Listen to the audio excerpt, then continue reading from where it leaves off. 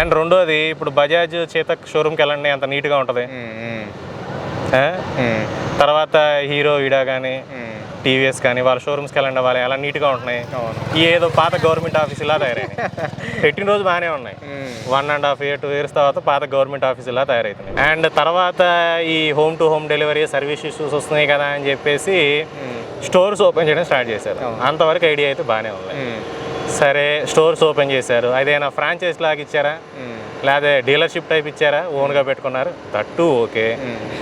కానీ ఇప్పుడు ఎందుకు సక్సెస్ కావట్లేదు అనే దానికి ప్రశ్న. ఇప్పుడు నాకు ఆల్రెడీ 70,000 to 80,000 పైన సేవ్ అయి ఉంటుంది. ఓకే, రోజు ఆ 100 kilometers తిరిగే వాళ్ళకి 1.5 years 2 years బైక్ మేము పెట్టిన డబ్బులన్నీ మిగులుతాయి. వాళ్ళు బయట అక్కడ ఛార్జింగ్ చేసుకోవాల్సిన పని కూడా ఉండదు. ఇంట్లో రాత్రి రాగానే ఛార్జింగ్ పెట్టుకునేది, మార్నింగ్ 8-9కి తీసుకొని జాబ్కి వెళ్ళిపోయారు. ఫ్రెండ్స్, ఈరోజు మనతో పాటు గౌతమ్ గారు ఉన్నారు. అండ్ ఇది గౌతమ్ గారి Ola S1 Pro electric scooter. ఈ ఎలక్ట్రిక్ స్కూటర్ ఇప్పటికీ అరౌండ్ 28,000 kilometers జరిగింది. సుమారుగా ఈ ఎలక్ట్రిక్ బండిని తీసుకొని 3 సంవత్సరాలు అవుతుంది. సో ఈ వీడియోలో ఈ ఓలా S1 Pro యొక్క ఓనర్షిప్ రివ్యూని మనం తెలుసుకోబోతున్నాము. ఓలా ఎలక్ట్రిక్ స్కూటర్ 3 సంవత్సరాల తర్వాత ఎలా పర్ఫామ్ చేస్తుంది, బ్యాటరీలో ఏమైనా డిగ్రేడేషన్ ఉందా, రేంజ్ ఏమైనా తగ్గిందా, ఇంతవరకు ఈ ఎలక్ట్రిక్ స్కూటర్లో వచ్చిన ప్రాబ్లమ్స్ ఏంటి, ఓలా సర్వీస్ ఎలా ఉంది, ఈ పాయింట్స్ అన్ని మనం ఈ వీడియోలో కవర్ చేయబోతున్నాము. సో ఇక ఎలాంటి లేట్ చేయకుండా వీడియోలోకి వెళ్ళిపోదాము. దానికన్నా నా పేరు Aditya Venu and welcome to EV Telugu. Hi Gautam గారు. హాయ్ అండి. ఎలా ఉన్నారు, బాగున్నారా? బాగున్నా. మీ గురించి ఒక చిన్న ఇంట్రొడక్షన్ ఇచ్చుకోండి. మీరు ఏం చేస్తారు, బండిని ఎప్పుడు తీసుకున్నారు? నా పేరు గౌతమ్ అండి, ఒక చిన్న కంపెనీలో వర్క్ చేస్తున్నాను. అండ్ బండి తీసుకొని 2 years and 6 months ఏమవుతుంది. విజయవాడలో తీసుకున్నాము, విజయవాడ నుంచి ఇక్కడ షిఫ్ట్ అయ్యాము. ఎన్ని కిలోమీటర్స్ తిరిగారు ఇప్పటి వరకు? 28,200. ఓకే, సో ఈయన ఈ బండిని విజయవాడలో పర్చేస్ చేశారు. రీసెంట్గా హైదరాబాద్కి దీన్ని కార్గో ద్వారా మూవ్ చేశారు. నా ఫస్ట్ క్వశ్చన్ అండి, చాలా మందికి ఇప్పుడు ఏపీలో బండి కొనుక్కొని తెలంగాణలో నడపాలన్నా, తెలంగాణలో బండి కొనుక్కొని ఏపీలో నడపాలన్నా ఒక చిన్న డౌట్ ఉంటుంది. అలా నడపొచ్చా లేదా, ఆర్టీఓ నుండి ఏదైనా ప్రాబ్లం వస్తుందా, ట్రాఫిక్ పోలీస్ ఆపినప్పుడు ఏదైనా ప్రాబ్లం వస్తుందా అని మీకేమైనా ఇష్యూ వచ్చిందా? ప్రాసెస్ ఎలా ఉంటుంది? అప్ టు 1 year దాకా ఇష్యూ ఏ ఉండదు. కంటిన్యూగా మూవ్ అవుతూ ఉండే వాళ్ళకైతే 1 year ఒక్కొక్క ప్రదేశానికి మారే వాళ్ళకైతే ఏ స్టేట్కి వెళ్ళినా సరే 1 year లోపల రిజిస్ట్రేషన్ మార్పించుకోవాలి. ఓకే, ఈవీస్కి ఫ్రీయే కాబట్టి రిజిస్ట్రేషన్ కూడా ఫ్రీ అయిపోతుంది. ఓకే, మనకి ఎక్స్ట్రాగా పే చేయాల్సిన అవసరం ఏమి ఉండదు. రైట్. సో నాది ఇంకా కరెంట్లీ 1 year అవ్వలేదు. సో 1 year అయితే ఈ లోపల చేద్దాం అనుకుంటున్నాను. ఓకే, సో ఏ స్టేట్లో అయినా సరే వేరే స్టేట్లో వాడుకోవచ్చు, బట్ విత్ ఇన్ 1 yearలో రిజిస్ట్రేషన్ చేయించుకోవాలి. కార్ అయినా అంతే, బైక్ అయినా అంతే. కార్ అయినా సరే 8 months 9 monthsలో మార్పించుకోవాలి. రైట్. సో ఇప్పుడు మీరు రిజిస్ట్రేషన్ అయ్యాక ఏపీ బై టీజీ వస్తుంది. ఏపీ బై టీజీ వస్తుంది. రైట్, థ్యాంక్ యూ అండి. అండ్ నెక్స్ట్ బండి గురించి మాట్లాడుకుందాము. అసలు ఓలా S1 Pro తీసుకోవాలని ఎందుకు అనిపించింది? మాకు అంతకుముందు కారు బస్సులు అన్నీ ఉండేవి. Okay, scooty, bike, hero Honda అది వాడేవాళ్ళం, స్ప్లెండర్ ఉండేది, ఇంకా వేరే టీవీఎస్ బైక్స్ అవి కూడా ఉండేవి. ఓకే, అండ్ స్కూటీ వచ్చేసరికి యాక్టివా కొనేవాళ్ళం. సో ఇది నా పేరు మీద రిజిస్టర్ అయిన ఫస్ట్ వెహికల్ అనమాట. ఓకే, తర్వాత ఇంకా అప్పుడు ఓలా రిలీజ్ అయింది, ఏతర్ ఉంది. అంతకుముందు ఫస్ట్ నుంచి ఏతర్ ఉండేది, ఏతర్ అనుకునేవాడిని. ఏతర్ కొంచెం నాకు లైట్గా అనిపించేది, వెయిట్ అనేది బాగా లైట్గా నడుపుతున్నప్పుడు కొంచెం బైక్ నడుపుతున్న ఫీలింగ్ ఉండేది కాదు. ఇదైతే బాగా నడపంగానే డ్రైవింగ్ అనేది బాగా హెవీగా ఉంది. అంటే కొంచెం వెహికల్స్ ప్రెజెన్స్ కానీ, స్పీడ్ పికప్ కానీ, వైబ్రేషన్ లేకపోవటం అది బాగుంది. అండ్ లాంచ్ చేసిన తర్వాత నేను ఒక 8 months 6 months దాకా ఆగాను. ఓకే, 8 months 6 months దాకా ఆగాను. కొత్త లాంచ్ కదా, కొత్త ప్రోడక్ట్ కదా అని ఆగాను. ఓకే, ఆగిన తర్వాత అరౌండ్ మే ఎండింగ్లో ఏమో సంథింగ్ బుక్ చేశాను. 2023 maybe, I think. Okay, 2.5 years back కదా. సో దాదాపు 15 days 20 daysలోనే డెలివరీ వచ్చేసింది. ఓకే, డెలివరీ తీసుకున్నాను, వాడాను. మెయిన్గా విజయవాడ, గుంటూరు, అమరావతి ఈ ప్రదేశంలో ఎక్కువ తిరిగేవాడిని. ఓకే, సో అప్పుడు దాదాపు 24,000 kilometers తర్వాత రేర్ వీల్ టైర్ మార్చాను. Okay, and Ola care plus ఉండేది. ఓలా కేర్ ప్లస్ మీద బ్రేక్ ప్యాడ్స్ కూడా పెద్ద ఎక్కువ రీజన్ వాడతాను నేను, బాగా రీజన్ ఎక్కువ వాడతాను, బ్రేకింగ్ ఎక్కువ ఉండదు. ఓకే, బ్రేక్ ప్యాడ్స్ కూడా డ్యామేజ్ ఏం కాలేదు. అప్పుడు నేను బ్రేక్ ప్యాడ్స్ మార్పించినప్పుడు ఓలా కేర్ ప్లస్ ప్లాన్ అయిపోతుంది కదా అని చెప్పేసి front and rear 2 disc brake మార్చేసాను. ఓకే, అది ఇప్పుడు దాకా అవే కంటిన్యూ అవుతున్నాయి. టైర్ దాంట్లో ఇంక్లూడ్ లేదా? టైరు ఓలా కేర్ ప్లస్లో రాదు. ఓకే, ఓన్లీ లూబ్రికెంట్స్ ఏదైనా వైర్స్ అలాంటివి ఏమైనా ఉంటే వస్తాయి. వైర్ కానీ ఆర్ సెన్సార్, చిన్నపాటి సెన్సార్స్, బ్రేక్ ప్యాడ్స్, సర్వీస్ ఒకటి ఫ్రీ వస్తుంది. రైట్. సో ఇప్పుడు Ola S1 ప్రోలో 4 kWh battery pack ఉంటుంది. వాళ్ళు 180+ కిలోమీటర్స్ రేంజ్ని క్లెయిమ్ చేశారు. సో మీకు కొన్న కొత్తలో ఎంత వచ్చేది, డౌన్ ద లైన్ 2.5 years తర్వాత 28,000 తిరిగిన తర్వాత ఇప్పుడు ఎంత వస్తుంది? రియల్ వరల్డ్ రేంజెస్ కనుక చూసుకుంటే నాకైతే 130 అనేది స్టాండర్డ్గా వస్తుంది. కొన్న రోజు కాడ నుంచి ఈ రోజు దాకా 130 అనేది స్టాండర్డ్గా వస్తుంది. నేను ఛార్జింగ్ కూడా ప్రతిరోజు పెట్టను. ఓకే, అది last 20%, maybe last 30 kilometers eco మోడ్లో పడిన తర్వాత ఛార్జింగ్ పెడతాను. ఓకే, అంటే ప్రతిరోజు పెట్టేదే ఉండదు. మీకు ఇందాక ఛార్జింగ్ ఇన్సైట్స్ చూపించాయి కదా యాప్లో, మొత్తం స్టార్టింగ్ 100 to డిగ్రిగేషన్ లాస్ట్ 20% వచ్చిన తర్వాత మళ్ళీ ఛార్జ్ చేసేవాడిని. 2.5 years తర్వాత కూడా నాకు 125, 130 కామన్గా వస్తుంది. ఓకే. సో బ్యాటరీ డిగ్రేడ్ అవ్వకపోవడానికి, రేంజ్ పడిపోకపోవడానికి ఇది ఒక సీక్రెట్ టిప్ అంటారా? సీక్రెట్ అనుకోవచ్చు, అది సీక్రెట్ ఏం లేదు. మామూలుగా మన గూగుల్లో సెర్చ్ చేసినా సరే బ్యాటరీ బ్యాలెన్సింగ్ అనేది ఉంటుంది. ప్రతిసారి ఛార్జ్ చేయడం కన్నా మన యూసేజ్ ప్రకారం ఛార్జింగ్ చేసుకుంటే బాగుంటుంది. సో ఇప్పుడు యూసేజ్ ఎక్కువ ఉన్న వాళ్ళు ఏం చేయాలి? ఇప్పుడు 130 km రేంజ్ వస్తుంది, డైలీ 100 తిరుగుతారు వాళ్ళు. సో అప్పుడు డైలీ పెట్టాల్సిందే కదా. డైలీ 100 తిరిగే వాళ్ళు హ్యాపీగా ఈవినింగ్ పెట్టేసుకుంటే సరిపోయింది. డైలీ 100 తిరిగే వాళ్ళకైతే 2 yearsలోనే 60,000 to 50,000 kilometers తిరిగేస్తారు కదా. అది వాళ్ళకప్పుడు ఇంకా దాదాపు 50,000, 60,000 kilometers తిరిగామంటే ఇప్పుడు నాకు ఆల్రెడీ 70,000 to 80,000 పైన సేవ్ అయి ఉంటుంది. ఓకే. రోజు ఆ 100 kilometers తిరిగే వాళ్ళకి 1.5 year, 2 yearsలోనే బైక్ మేము పెట్టిన డబ్బులన్నీ మిగులుతాయి. వాళ్ళు బయట అక్కడ ఛార్జింగ్ చేసుకోవాల్సిన పని కూడా ఉండదు. ఇంట్లో రాత్రి రాగానే ఛార్జింగ్ పెట్టుకునేది, మార్నింగ్ 8, 9కి తీసుకొని జాబ్కి వెళ్ళిపోయారు. ఓకే. సో మీ ఎక్స్పీరియన్స్ ప్రకారం అయితే ఇంతవరకు బ్యాటరీలో ఎలాంటి డిగ్రేడ్ లేదు, ఉన్న ఒక 2%, 2-3% ఉండొచ్చు. ఏమో మరి ఇంకా టెస్టింగ్ ఏమో ఓలా వాళ్ళు ఏం ప్రొవైడ్ చేయట్లేదు. సర్వీస్ లేదు కదా ఈ వెహికల్కి మెయిన్గా. మనకంటూ ఏదైనా వెహికల్లో ఏదైనా ఇష్యూ రావటం, వైబ్రేషన్ రావటం, సౌండ్స్ రావటం, బ్రేక్ ప్యాడ్స్ పోయినాయి అని, బేరింగ్ పోయిందని కానీ, లేకపోతే మనకి ఏదైనా కంప్లైంట్ ఉంటే బెల్ట్ మీద వచ్చే వెహికల్ కాబట్టి మనకి ఇష్యూ వచ్చిన రోజు సర్వీస్ సెంటర్కి వెళ్ళటమే. అంతేగాని ఈ మధ్యలో పెట్రోల్ వెహికల్ లాగా పీరియాడిక్ సైకిల్ అనేది ఏం లేదు. 500 అని, 1000 అని, 2000 అని కానీ అట్లా ఏమీ లేదనమాట. ఏదైనా మనకి ఇష్యూ వచ్చినప్పుడు మన సర్వీస్ సెంటర్కి వెళ్ళటమే. ఇప్పుడు నాకు తెలిసినంత వరకు అయితే నేను ఫాలో అవుతూ ఉంటాను. చైన్తో వస్తుంది, చైన్కి వచ్చేదానికైతే సర్వీస్ ఉందంట. చైన్ టైటింగ్ సంబంధించింది ఏదో 2,000 kilometersకో 1,000 kilometersకి అట్లా చైన్ టైట్ చేసుకోవడానికి సర్వీస్కి వెళ్ళేది ఉందంట. మన బెల్ట్ మీదకి వచ్చిన మోడల్ అయితే Gen 1 and Gen 2లో అది కూడా ఏం లేదు. మనకి ఏదైనా ఇష్యూ వస్తే వెళ్ళటమే. ఓకే. సో ఇక పర్ఫార్మెన్స్ గురించి మాట్లాడుకుందాము. సో మీరు ఇందాక అన్నారు ఇది మంచి స్టెబిలిటీ ఇచ్చింది, పర్ఫార్మెన్స్ బాగుందని. మీకు ఎలా అనిపించింది పర్ఫార్మెన్స్? నేను స్టార్టింగ్లోనే 60 వెళ్ళిపోతాను. ఓకే. 62 ఎప్పుడు నార్మల్ మోడ్, మెజారిటీ 99% నార్మల్ మోడే. ఓకే. నార్మల్ మోడ్లోనే మీకు 130 వస్తుందా రేంజ్? నార్మల్ మోడ్లోనే 130 వస్తుంది. ఓకే. ఎప్పుడు ఇంకా నార్మల్ మోడే వాడతాము. స్పోర్ట్ మోడ్ దాదాపు వాడేదేం లేదు. ఏదైనా సెకండ్ పిల్లర్ ఉండి ఎక్స్ట్రీమ్గా లైక్ ఇప్పుడు మా పార్కింగ్లో నుంచి బయటకు వచ్చేటప్పుడు కూడా నార్మల్ మోడ్లోనే వస్తాం. 2 పిల్లర్ మేము కూడా. ఇంకా ఎక్స్ట్రీమ్గా కొన్ని శాతం ఫ్లైఓవర్లు ఏంటంటే మరీ ఎక్స్ట్రీమ్గా హఠాత్తుగా పైకి వెళ్ళిపోయినట్టుగా ఉంటాయి, ఏదో మౌంటైన్ ఎక్కినట్టుగా ఉంటాయి. అట్లాంటి శాట స్పోర్ట్ మూడ్కి వస్తాం. హైపర్ మూడ్ కూడా వాడే అవసరమే ఉండదు. ఓకే. సో పర్ఫార్మెన్స్ అయితే నార్మల్ మోడ్ సరిపోతుంది. నార్మల్ మోడ్ సరిపోతుంది. అదే 90 వెళ్ళిపోతుంది. అట్లా కొట్టంగానే 80 వెళ్ళిపోతున్నప్పుడు వెంటనే బ్రేక్ వేయాల్సి వచ్చింది సిటీలో అయితే, ట్రాఫిక్ ఉంటుంది కాబట్టి. అండ్ ఇది Gen 1 కాబట్టి మనకి Gen 2, Gen 3తో కంపేర్ చేసుకుంటే కొన్ని చేంజెస్ వచ్చాయి. లైక్ వాళ్ళు బెల్ట్ డ్రైవ్ తీసేసి చైన్ డ్రైవ్ ఇచ్చారు, ఇక్కడ ముందు డ్యూయల్ సస్పెన్షన్ ఇచ్చారు, అండ్ ఇంకొన్ని చిన్న చిన్న మైనర్ చేంజెస్, గ్రాబ్ రైల్ తీసేశారు.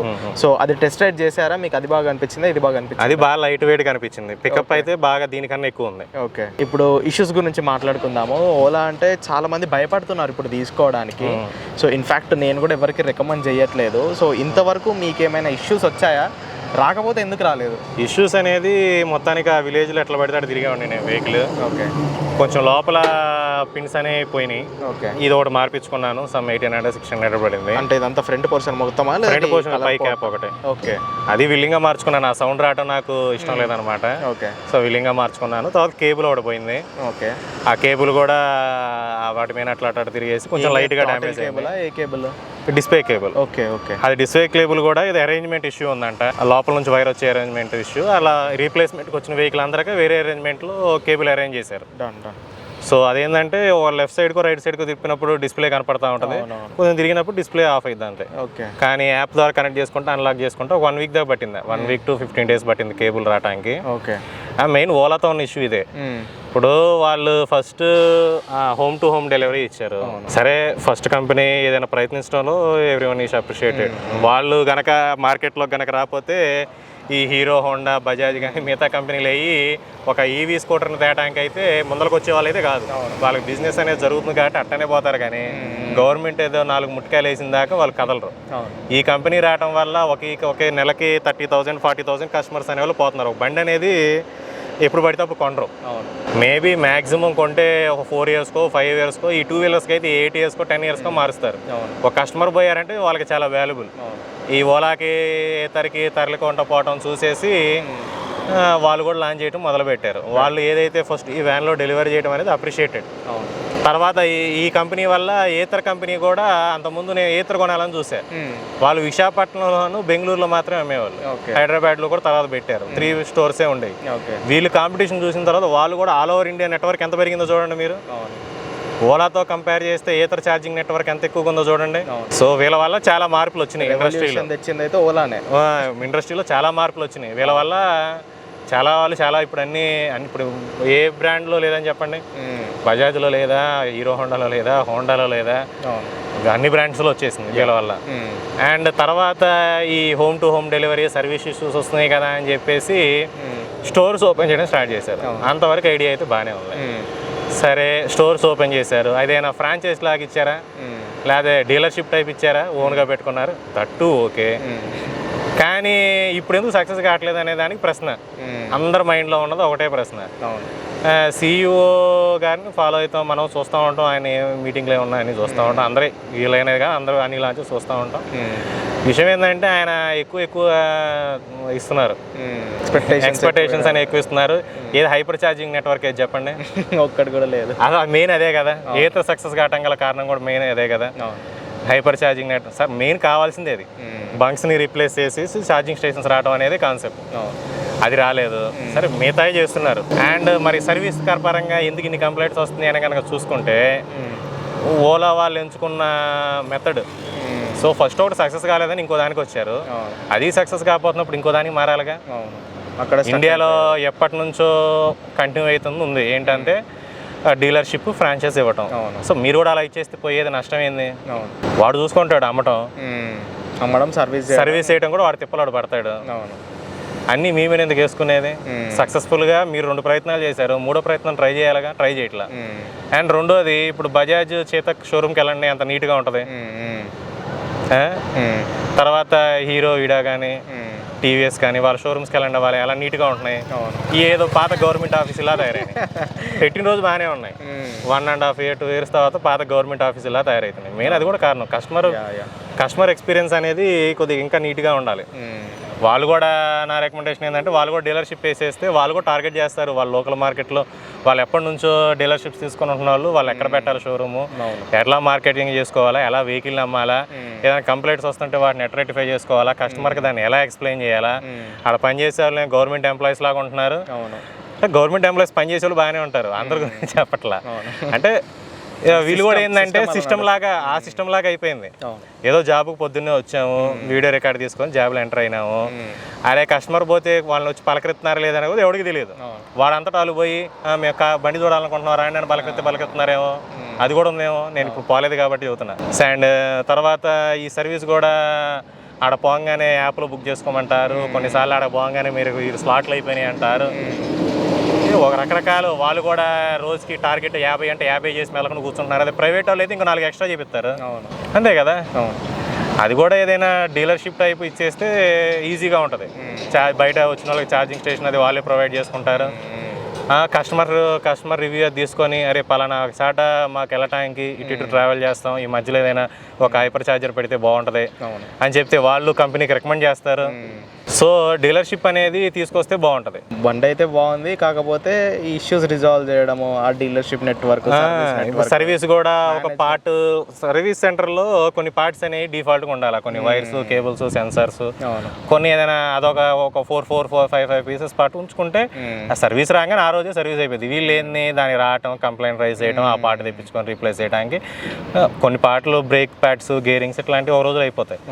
అవి కాకుండా మిగతా ఏమైనా వస్తే మాత్రం 4-5 days, లేకపోతే 1 week 15 days, మేము కొన్ని అయితే మరి ఇంకా 30 days వెయిట్ చేయాల్సి వస్తుంది. ఏమైంది, నష్టం ఏముంది?